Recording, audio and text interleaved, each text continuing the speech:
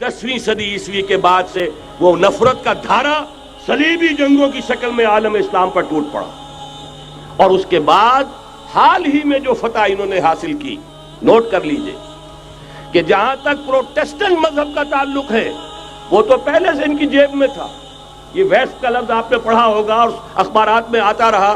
खलीज की जंग के दौरान वेस्ट, एक तो कहते हैं ये भीड़ जो काट जाती है मुंह सूज जाता है, एक ये वेस्ट मुखफ़फ़ है, व्हाइट एंग्लो सेक्सन प्रोटेस्टेंट्स। सबसे पहले यहूद ने उन्हें शिकार किया, अपना आलाकार बनाया। यही वजह है, आपको मालूम है 1917 में अंग्रेजों के जरिए से उन्हें यह इजाजत मिली कि फिलिस्तीन में जमीनें भी खरीद सकते हैं, जायदादें भी खरीद सकते हैं। बालफोर डिक्लेरेशन, इंग्लिस्तान का वजीर खारजा था जिसने कि ये इजाजत दिलवाई है। वरना यह कि खिलाफत उस्मानिया जब तक कायम रही है, खलीफा उस्मानी तुर्क खलीफा ने इजाजत नहीं दी, इसलिए कि हजरत उमर रजी अल्लाह तआला अन्हु, ये भी अब तारीख की एक हकीकत बयान कर रहा हूं जो शायद बहुत से हजरात के इल्म में न हो, कि जब यरूशलेम के ईसाइयों ने सरेंडर किया है यरूशलेम, हजरत उमर आए हैं, तशरीफ लाए हैं मदीना मुनव्वरा से चार्ज लेने के लिए। उस वक्त जो ट्रीटी लिखी गई है, जो मुआहदा हुआ है, उसमें वहां के यहूदियों, यहाँ के ईसाइयों ने तय कराया था कि यहां आप यहूदियों को आबाद होने की इजाजत नहीं देंगे। यहूदी आ सकता है, ज़ियारत कर सकता है, अपने मकामात मुक़द्दसा को आकर देख सकता है, यहां आबाद नहीं हो सकता। और ये कौन शर्त रख रहा है? ईसाई। उस वक्त तक ईसाइयों की दुश्मनी यहूदियों के साथ इस दर्जे में थी। और यही हजरत उमर रजी अल्लाह तआला अन्हु की वो शर्त थी कि सलातीन उस्मानिया, खुलफाए उस्मानिया ने भी, हालांकि यहूदियों ने बड़ी से बड़ी रिश्वत देने की कोशिश की है, सुल्तान अब्दुल हमीद खान को यूं समझिए कि सीमो जर से खरीदने की कोशिश की है, लेकिन इसके बावजूद उनका कि जो फैसला हजरत उमर कर गए थे, जो कमिटमेंट रजी अल्लाह तआला अन्हु उनकी है, मैं उससे सरे मुंह इन्हिराफ नहीं कर सकता। असल में उसी की तो सदा है जो फ्री मेसनरी के जरिए से खिलाफत का खात्मा कराया गया, कि यही सबसे बड़ी रुकावट है। अगर खिलाफत खत्म न होती और अगर कहीं जिहाद का ऐलान खलीफा उस्मानी की तरफ से हो गया होता, तो ये कही थी बात जब हजरत शेखुल हिंद रहमतुल्लाह अलैह जब ये असीरी में थे माल्टा में, तो वहां का अंग्रेज कमांडेंट, उसने चूंकि वो कुछ मुरीद हो गया था या कम से कम अकीदतमंद हो गया था, एक रोज हजरत शेखुल हिंद ने उनसे सवाल किया उस शख्स से कि आप लोग हमारी खिलाफत के पीछे क्यों पड़े हुए? ये तो बीमार, तुम खुद कहते हो, यूरोप का मर्दे बीमार तुर्की, आपको क्या डर है इससे? आप क्यों इस बेचारी खिलाफत के दर पे हैं? उस शख्स ने जवाब दिया था, मौलाना इतने भोलपन के साथ बात ना कीजिए, हम भी जानते हैं, आप भी जानते हैं, अगर कहीं खिलाफत उस्मानिया की तरफ से जिहाद का ऐलान हो गया तो पूरे आलम इस्लाम से लाखों मुसलमान अपने सरों से कफन बांध कर निकल आएंगे। आज इस गए गुजरे दौर में भी इस कमजोर और यूं समझिए कि नाम नेहाद खिलाफत के अंदर इतनी जान है, इतनी ताकत है, लिहाजा उसको खत्म किया गया। और खत्म कराया गया किन के जरिए से? वो जो मुसलमान कहलाते हैं थे फ्री मेसन, मुस्तफा कमाल पाशा फ्री मेसन, और उसके जरिए से इन्होंने सारे काम जो करवाए वो दर हकीकत अपनी साजिशों के जरिए से और मुसलमानों को इस्तेमाल करके करवाए। बहरहाल बात लंबी हो रही है। पहली बात तो यह है कि वही नक्शा उस वक्त का आज भी है जहां तक यहूदियों का ताल्लुक है, लेकिन फर्क ये वाक़ हो गया कि उस वक्त ईसाई यहूदियों के ताबे नहीं थे, बल्कि ईसाइयों और यहूदियों के माबैन दुश्मनी थी। आज यहूदी ईसाइयों पर मुसल्लत हो चुका है। फरंग की रगे जहां पंजे यहूद में है, और आज के फरंग का लीडर अमेरिका है। अमेरिका का सदर यूं समझिए कि वो इन यहूदियों का गुलाम है। मजाल नहीं कि उनकी मर्जी से इधर से उधर हो जाए, और अगर कोई गलती से इधर से उधर हो जाए तो उसका पत्ता चाक हो जाएगा। आप देखिए क्या हशर हुआ है बुश का, हालांकि बहुत बड़ा हीरो बनकर निकला था गल्फ वॉर से, लेकिन जरा सा एक बयान दे दिया था कि जो इसराइल को पसंद नहीं आया, तो जो इलेक्शन में चारों शाने चित हुआ है उसका जो हशर हुआ है वो देख लीजिए। तो पहली बात तो ये समझ लीजिए कि आज भी यहूदी, ये न्यू वर्ल्ड ऑर्डर है, न्यू वर्ल्ड ऑर्डर, और इसमें ईसाई दुनिया उसकी आलाकार है। अब सूरत हाल क्या है? ईसाई दुनिया, मैं एक बात बता रहा था बीच में रह गई, कि जहां तक प्रोटेस्टेंट ईसाई थे वो तो पहले इनके हाथ में थे। حال ہی میں انہوں نے جو فتح حاصل کی ہے وہ کیتھولک عیسائیت کو بھی اپنے ہاتھ میں لے لیا ہے۔ چنانچہ پوپ صاحب نے فرمان جاری کر دیا ہے کہ ہمارے خداوند یسوع مسیح کے قتل کی ذمہ داری ان یہودیوں پر نہیں ہے، بری کر دیے گئے۔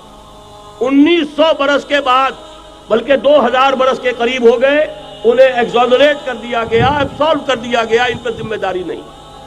نتیجہ یہ نکلا ہے کہ ابھی چند مہینے پہلے جو مذاکرات صلح کے ہو رہے تھے، جن میں یاسر عرفات بھی تھے اور یہ اسحاق رابین گیا ہوا تھا واشنگٹن، وہاں سے واپس آیا ہے تو روم میں رک کر پاپائے روم سے ملاقات کر کے تشریف لائے ہیں، انہیں دعوت دی ہے کہ یروشلم آئیے، اور ویٹیکان نے تسلیم کر لیا ہے اسرائیل کو، اور ویٹیکان کا اب جو ہے ایک ایمبیسی، اس کا جو ہے سفارت خانہ وہ یروشلم میں بننے والا ہے، اور پوپ صاحب بھی وزٹ کرنے والے ہیں۔ گویا کہ یہ گٹھ جوڑ اب مکمل ہو چکا، اب کہیں اس میں کوئی کمی نہیں رہی۔ اس یونائٹڈ فورس کے ساتھ یہ نیو ورلڈ آرڈر اس وقت عالم اسلام پر حملہ آور ہے۔ اب اس میں نوٹ کیجئے کہ اس وقت کی فضا ہے کیا۔ عالم اسلام میں سے عالم عرب ان کے شکنجے میں جا چکا، کیوں بنا کر کھڑے ہوئے ہیں اسرائیل کو ماننے کے لیے اور سر تسلیم خم کرنے کے لیے۔ انہیں بلا کر میڈرڈ میں پیش کیا گیا یہودیوں کے سامنے کہ تم جن کے ساتھ ایک ٹیبل پر بیٹھنے کو تیار نہیں تھے، میڈرڈ میں آؤ، آؤ اپنا قبرستان دیکھو، یہ اسپین کی سرزمین جہاں تم نے 800 برس حکومت کی تھی، یہ تمہارا قبرستان، یہاں آؤ اور بیٹھو اور ان کے ساتھ بات کرو۔ گئے تھے کہ نہیں تمام فرنٹ لائن سٹیٹس میڈرڈ میں؟ حالانکہ کوئی بین الاقوامی کانفرنس کبھی میڈرڈ میں نہیں ہوئی، یا تو یہ واشنگٹن میں، بعد میں وہ سارے معاملات واشنگٹن میں چلے، شروع وہاں سے کیا۔ اس لیے کہ نیوز ویک کا کچھ عرصے پہلے کور سٹوری جو تھی 1992 is the year of Spain. Why?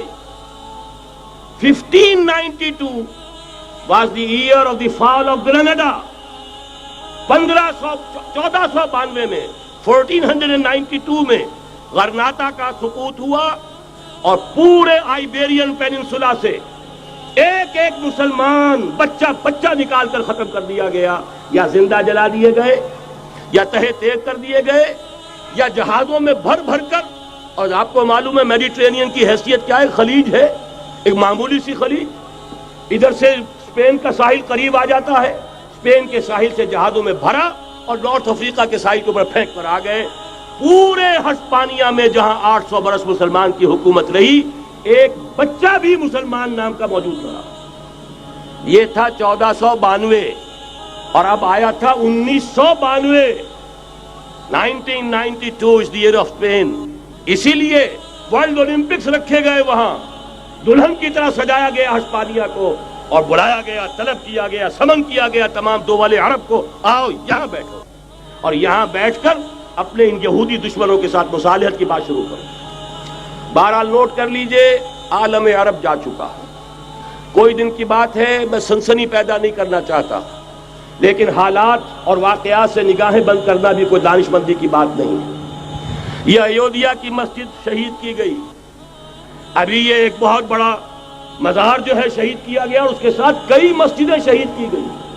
یہ سب کیا ہے؟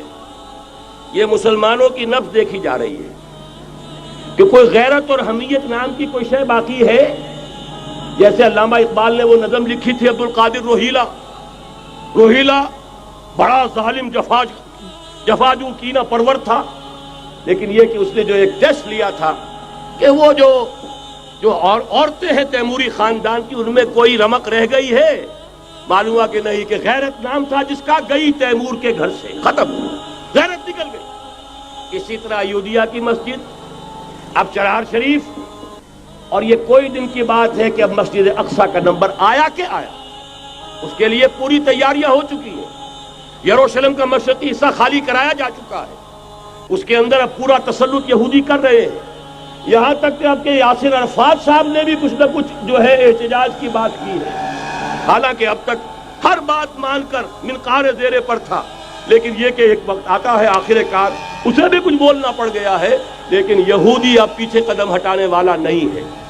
ان کا تھرڈ ٹیمپل تیسری مرتبہ ہیکل سلیمانی تعمیر ہونا ہے. نوٹ کر لیجئے، ان کے لیے وہ وہی کچھ ہے جو ہمارے لیے کعبہ ہے. ان کے لیے ہیکل سلیمانی بالکل وہی حیثیت رکھتا ہے جو ہمارے لیے کعبہ.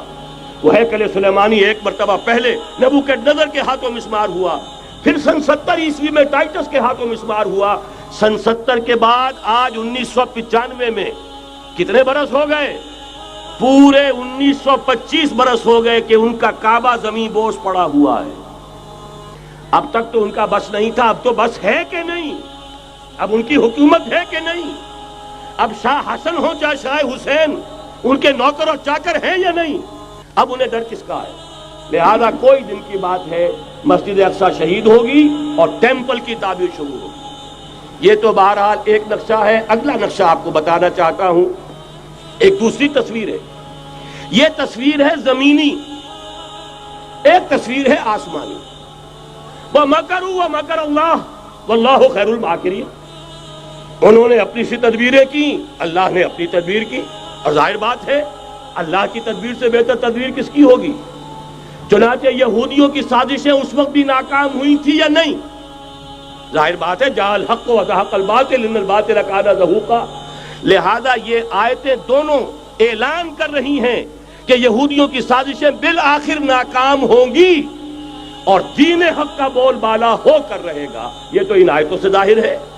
یریدون لیطفئوا نور اللہ بافواہہم واللہ متم نورہ ولو کرہ الکافرون. یریدون ان یطفئوا نور اللہ بافواہہم وَيَأْبَى اللَّهُ إِلَّا يُتِمَّ نُورَهُ وَلَوْ كَرِهَ الْكَافِرُونَ هُوَ الَّذِي أَرْسَلَ رَسُولَهُ بِالْهُدَى وَدِينِ الْحَقِّ لِيُظْهِرَهُ عَلَى الدِّينِ كُلِّهِ وَلَوْ كَرِهَ الْمُشْرِكُونَ. اللہ نے تو بھیجا ہی ہے اپنے رسول کو اس فیصلے کے ساتھ اور یہ ذمہ داری اور مشن دے کر کہ جو دین حق آپ کو دے کر بھیجا جا رہا ہے اسے غالب کیجئے، نافذ کیجئے، قائم کیجئے. اس مشن کے ساتھ بھیجا جا رہا ہے اور وہ بہرحال آیا جاء الحق وزهق الباطل ان الباطل کان زہوقا. لیکن نوٹ کرنے کی بات یہ ہے، ذرا یہاں تھوڑا سا تحمل کے ساتھ غور کیجئے گا، کہیں میرے خلاف کوئی فتویٰ دینا شروع کر دیں. کیا حضور کا مقصد بعثت اس وقت مکمل ہو گیا تھا؟ ایک درجے میں ہو گیا کہ جزیرہ نما عرب پر اللہ کے نور کا بھی اتمام ہو گیا، اللہ کا دین بھی غالب ہو گیا. ہو گیا کہ نہیں ہو گیا؟ لیکن کیا محمد الرسول اللہ صرف عرب کے لیے بھیجے گئے تھے؟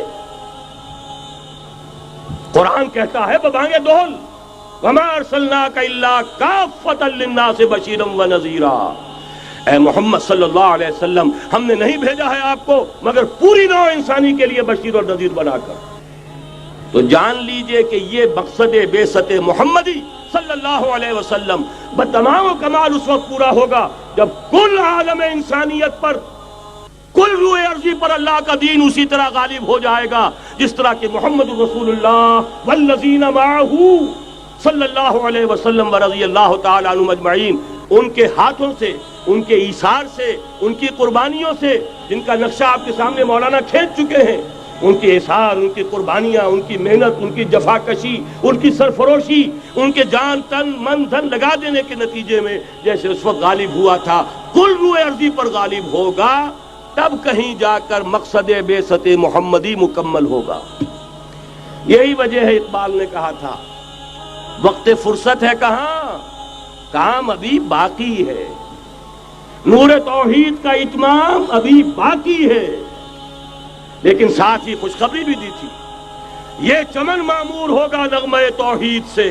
آئے گا وہ دور، یہ چمن معمور ہوگا نغمہ توحید سے، لازماً آ کر رہے گا.